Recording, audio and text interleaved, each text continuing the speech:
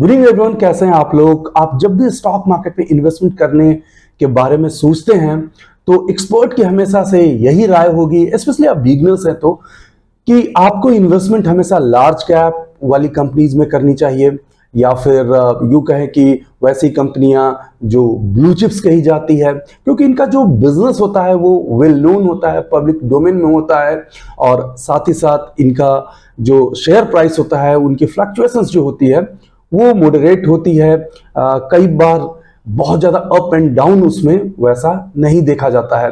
तो इन्वेस्टमेंट के हिसाब से लार्ज कैप कंपनी या ब्लू चिप्स कंपनी जो है वो काफी हद तक अच्छी होती है।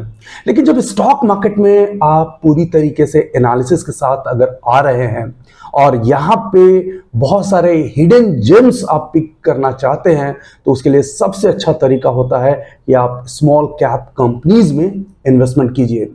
आज इस छोटे से वीडियो में मैं बात करने वाला हूं क्यों स्मॉल कैप कंपनीज में इन्वेस्टमेंट आपके लिए बहुत एडवांटेजियस हो सकता है।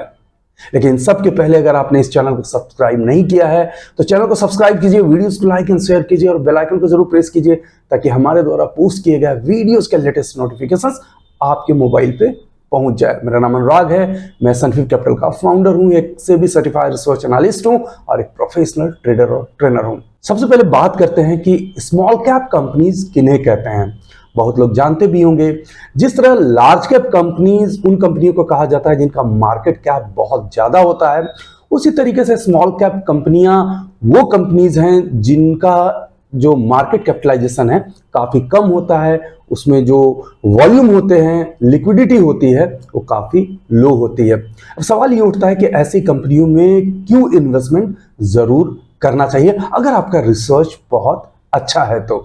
सबसे पहली बात यह है कि आप इन स्टॉक्स के थ्रू, इन कंपनियों में इन्वेस्टमेंट के थ्रू जो अनटैप्ड ग्रोथ है उसको आप कैच कर सकते हैं। क्योंकि स्मॉल कैप की जो कंपनीज होती है वो डेवलपमेंट के अर्ली स्टेज में होती है। लार्ज कैप की कंपनियां तो ऑलरेडी अपने बिजनेस को कर रही होती है और उनका जो फेज होता है वो काफी मैच्योर फेज होता है।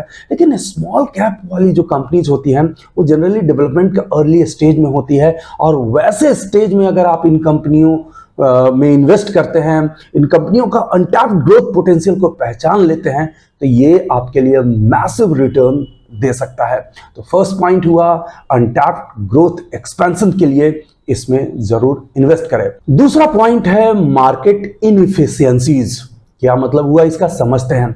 कई बार जो स्टॉक मार्केट होता है वो स्मॉल कैप की कंपनियों को अच्छी तरीके से वैल्यू नहीं दे पाता है, जिसके कारण ऐसी कंपनियां जो होती है उसमें बहुत ज़्यादा पार्टिसिपेशन देखने को नहीं मिलता, वॉल्यूम और लिक्विडिटी जो है वो काफ़ी लो होती है। ऐसे में बहुत सारे प्रिंट और इलेक्ट्रॉनिक मीडिया के जो एनालिस्ट हैं, बिजनेस चैनल के एनालिस्ट हैं, वो इन पे बहुत ज़्यादा फोकस नहीं करते हैं, जिसके कारण इनका प्राइस है काफ़ी मिस प्राइस होता है। जितना इनका प्राइस होना चाहिए उससे काफ़ी कम नजर आता है और जिसके कारण हम कह सकते हैं कि बहुत सारे स्मॉल कैप कंपनी जो होती हैं वो अंडर वैल्यूड होती हैं। आपको इसी मिस प्राइसिंग का फायदा उठाना है, अंडर वैल्यूड होते हुए इन स्टॉक्स में इन्वेस्टमेंट करना है and over the period of the time. Fundamental analysis की ये बेसिक थ्योरी है कि स्टॉक प्राइस है वो अपने इंट्रिंसिक वैल्यू को अचीव करता है, यानी एक्चुअल वैल्यू को अचीव करता है। और आप ऐसे किसी स्टॉक में इन्वेस्टेड हैं जो खासा अंडर वैल्यूड है तो आपके लिए वो हिडन ट्रेजर होगा। थर्ड पॉइंट के बारे में बात करते हैं कि क्यों स्मॉल कैप कंपनीज में इन्वेस्टमेंट करना एडवांटेजियस हो सकता है। उसका एक रीजन होगा मर्जर एंड एक्विजिशंस को लेकर के।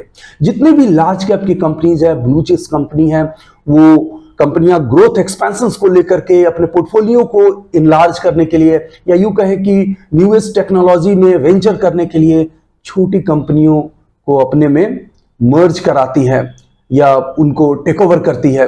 तो वैसे केस में इन कंपनियों में अगर आपका इन्वेस्टमेंट है और जैसे बड़ी कंपनी इनको अपने में मर्ज करती है तो इनका वैल्यू बड़ी तेजी से बढ़ जाता है। बहुत सारे एग्जांपल है, जैसे वोडाफोन ने जब आइडिया को अपने में मर्ज किया था तो आइडिया का जो प्राइस है 75-80 रुपीज का तब हुआ करता था, सीधे 110-120 पे चला गया था। तो इस तरह की अपॉर्चुनिटी जो है वो आपको स्टॉक मार्केट में मिल सकती है अगर आप स्मॉल कैप स्टॉक्स में इन्वेस्टेड है। एक और सबसे बड़ा रीजन है स्मॉल कैप में इन्वेस्टमेंट के लिए कि जनरली आप लार्ज कैप में इन्वेस्टमेंट तो करते हैं, कई बार क्या होता है जब मार्केट गिरती है तो लार्ज कैप के स्टॉक बड़ी तेजी से ब्लीड कर रहे होते हैं। वैसे केस में अगर आपका पोर्टफोलियो डाइवर्सिफिकेशन हुआ है, यानी लार्ज कैप में इन्वेस्टमेंट के साथ अपने मिड कैप और स्मॉल कैप में भी किया है, तो वो आपके लिए काफी अच्छा होगा। कई बार ऐसा देखा गया है कि मार्केट तेजी से गिरती है लेकिन जो स्मॉल कैप की कंपनीज होती हैं उनमें बहुत ज्यादा फर्क नहीं पड़ता। हालांकि जब ये कंपनियां गिरती है तो बड़ी तेजी से गिरती है, अग्री करता हूं, लेकिन मार्केट के हिसाब से ये कई बार ऐसा देखा गया है कि ये कोरिलेटेड नहीं होते हैं। तो वैसे केस में आपके लिए बहुत अच्छा पोर्टफोलियो डाइवर्सिफिकेशन के लिए ये स्मॉल कैप के जो स्टॉक्स हैं वो काफी मदद करेंगे। एक और फायदे की बात है स्मॉल कैप में इन्वेस्टमेंट करने के लिए, वो ये है कि जब आप लार्ज कैप में इन्वेस्टमेंट करते हैं तो आपके पास 50 से 100 कंपनी से ज्यादा इन्वेस्टमेंट करने के लिए नहीं है, यानी पूल ऑफ 100 कंपनीज है मैक्सिमम इन्वेस्टमेंट करने के लिए। लेकिन स्मॉल कैप कंपनीज में इन्वेस्टमेंट करने के लिए आपके पास ऑप्शंस बहुत ज्यादा है। आप जानते हैं बीएससी पे 5000 टोटल शेयर हैं, एनएससी पे 2000 के आसपास शेयर हैं। तो लार्ज कैप को हटा लीजिए तो भी और इवन द मिड कैप को भी हटा लीजिए तो स्मॉल कैप के जो स्टॉक्स हैं वो अच्छे खासे नंबर्स में हैं।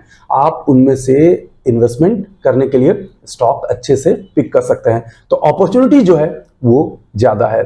अब लास्ट पॉइंट के बारे में बात करते हैं कि स्मॉल कैप में अगर आप इन्वेस्टमेंट करते हैं तो ऑफ कोर्स आपका हॉरिजन जो है वो लॉन्ग टर्म के लिए ही होना चाहिए, ताकि आप पावर ऑफ कंपाउंडिंग का फायदा ले सकेंगे। क्योंकि जितने भी स्टॉक हैं आगे जाकर के मल्टी बैगर्स होते हैं, 10x 20x 30x होते हैं, कई स्टॉक 100x भी होते हैं। वो कहीं ना कहीं यही वो छोटी कंपनियां होती हैं जो बाद में बड़ा होकर के कई फोल्ड में आपको रिटर्न देती हैं। तो आज ही लार्ज कैप स्टॉक में इन्वेस्टमेंट करने के साथ स्मॉल कैप स्टॉक्स में भी इन्वेस्टमेंट कीजिए।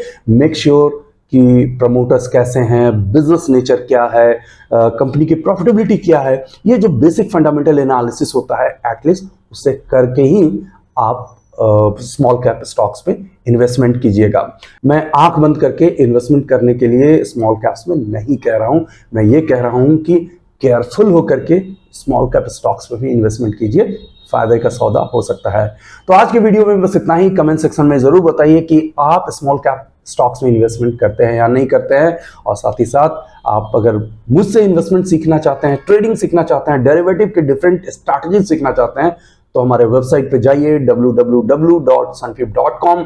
वहां पे दिए गए वेरियस कोर्सेस में इनरोल होइए, वहां पे हमें क्वेरी पोस्ट कीजिए और हमारी टीम से बात कीजिए और एक प्रोफेशनल इन्वेस्टर और ट्रेडर बनिए। आप हमसे Facebook, Twitter, Instagram, Quora, LinkedIn पे भी कनेक्ट हो सकते हैं। Thanks for watching, take care. Video को लाइक करें, शेयर करें, सब्सक्राइब करें और आने वाले वीडियोस के नोटिफिकेशंस के लिए बेल आइकन को दबाएं।